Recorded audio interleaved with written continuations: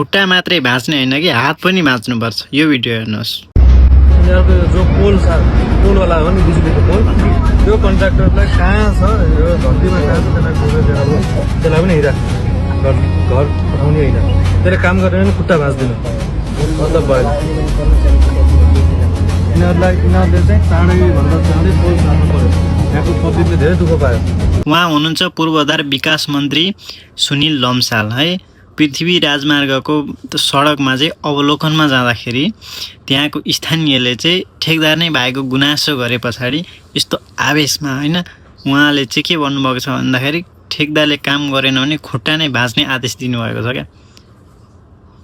लातों से भूत बातों से नहीं मान्ती है के भन्छ नि एउटा उखान, त्यस्तै हो क्या। लात त होइन खुट्टा भाँच्नुपर्छ, हात भाँच्नुपर्छ। त्यस्तो काम नगर्ने मुलाहरूलाई त कस्तो लाग्यो? मलाई त एकदम सही लाग्यो। यस्तो एक्सन लिनु पऱ्यो क्या, अनि पो हुन्छ त।